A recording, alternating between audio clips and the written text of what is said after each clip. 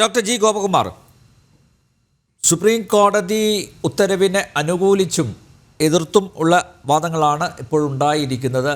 ഞാൻ നേരത്തെ അഡ്വക്കേറ്റ് ആസഫ് അലിയോട് ചോദിച്ചു, സുപ്രീം കോടതിയാണോ മോർ പവർഫുൾ എന്നുള്ളത്? ആ പരമോന്നതാധികാര സമിതി തന്നെയാണോ മോർ പവർഫുൾ?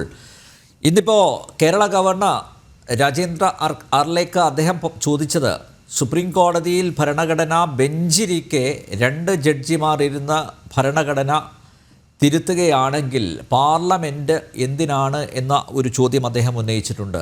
അതും പ്രസക്തമല്ലേ? അതും നമ്മൾ ചർച്ച ചെയ്യേണ്ടതല്ലേ?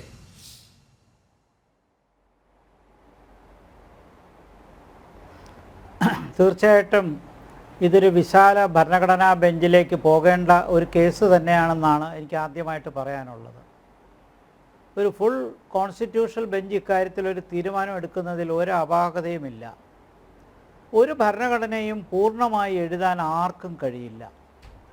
ഇപ്പോൾ ഔട്ട്ലൈൻ എഴുതുകയോ അല്ലെങ്കിൽ ഇന്ത്യൻ ഭരണഘടനയെ പോലെ വളരെ ഡിസ്ക്രിപ്റ്റീവായിട്ട് എഴുതിയെങ്കിലും നമ്മൾ തന്നെ 106 പ്രാവശ്യം ഈ ഭരണഘടന ഭേദഗതി ചെയ്തില്ലേ? മാത്രമല്ല, കാലാനുസൃതമായ മാറ്റങ്ങൾ കൊണ്ടുവരാൻ നമ്മൾ നിർബന്ധിതരാണ്. അതനുസരിച്ച് പാർലമെൻറ്റിന് ഭരണഘടന ഭേദഗതി ചെയ്യാനുള്ള അവകാശമുണ്ട്. സംസ്ഥാന നിയമസഭകൾക്കും ചില സാഹചര്യങ്ങളിൽ പാർലമെൻറ്റിനോടൊപ്പം ചേർന്ന് ഭരണഘടന ഭേദഗതി ചെയ്യാനുള്ള അവകാശമുണ്ട്. അപ്പോൾ തീർച്ചയായിട്ടും പാർലമെൻ്ററി സമ്പ്രദായമാണ് നമ്മുടെ ഇവിടെ നിൽക്കുന്നത്.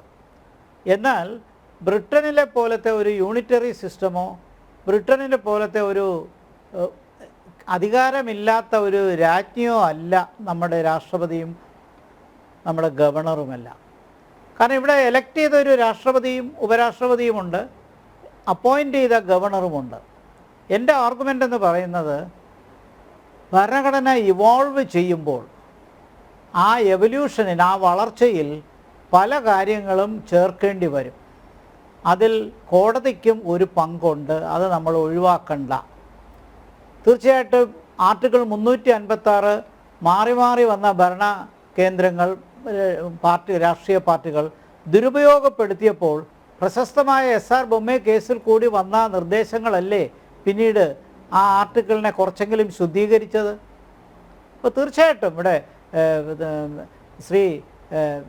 ഇവിടെ ആദ്യം പറഞ്ഞ, നമുക്ക് ഇതുമായിട്ട് ജഡ്ജ് ചെയ്ത് ശ്രീ രാംകുമാർ പറഞ്ഞ കാര്യങ്ങളിൽ ഒരു പരിധിവരെ എനിക്ക് യോജിക്കാൻ കഴിയുന്നുണ്ട്. കാരണം pendency of cases, Indian supreme കോടതിയുടെ കുപ്രസിദ്ധമായ താമസത്തെ നമുക്കൊരിക്കലും ന്യായീകരിക്കാൻ പറ്റുന്നില്ല.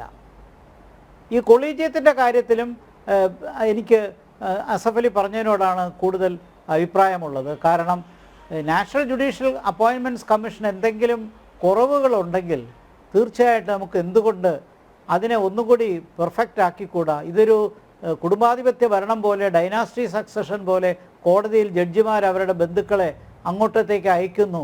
അതാണ് ക്ലിയർ ചെയ്യുന്ന ഏറ്റവും വലിയ ജഡ്ജിമാർ. എന്നിട്ടോ എന്താണ് നമ്മൾ കണ്ടത്? സമീപകാലത്ത് ഡൽഹി ഹൈക്കോടതി ജഡ്ജിയായിരുന്ന ഒരാളിപ്പോൾ അലഹബാദിലേക്ക് ട്രാൻസ്ഫർ ചെയ്തു. അദ്ദേഹത്തിൻ്റെ വീട്ടിൽ നിന്ന് കണ്ടെത്തിയ നോട്ടുകെട്ടുകൾക്കും കത്തിപ്പോയ നോട്ടുകൾക്കും കണക്കുണ്ടോ? അപ്പോൾ ജഡ്ജിമാർ അത്ര പെർഫെക്റ്റ് ആണെന്നൊന്നും നമ്മളാരും പറയുന്നില്ല, പറയാൻ പറ്റുമില്ല.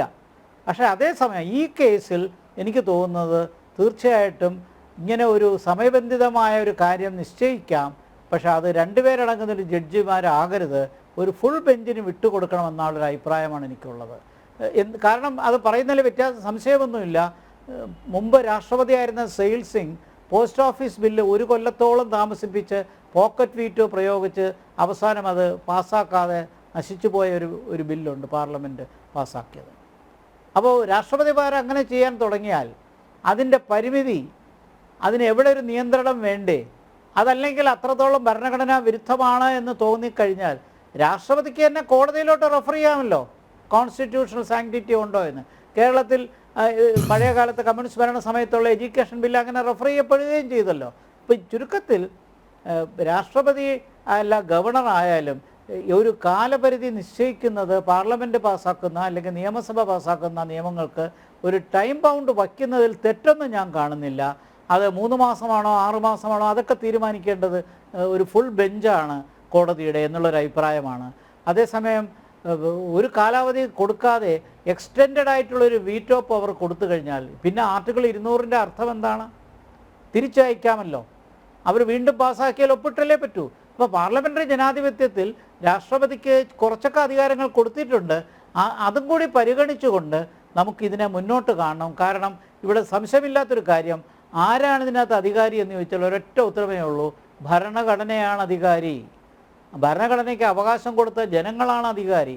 പക്ഷേ ഈ ജനങ്ങൾ എന്ന് പറയുമ്പോൾ നമുക്കതിനകത്ത് മനസ്സിലാക്കാനുള്ളത്, കാലാകാലങ്ങളായി ഈ വി ദ പീപ്പിൾ എന്നുള്ള കൺസെപ്റ്റ് ഉണ്ടെങ്കിലും രാഷ്ട്രീയത്തിൻ്റെ കാലികമായ സ്വാധീനം മൂലം ജനങ്ങൾക്ക് അങ്ങോട്ടോ ഇങ്ങോട്ടോ ചരിയാനും ആ ഇമോഷൻ്റെ ബേസിൽ മുന്നോട്ട് പോകാനും സാധ്യതയുണ്ട്.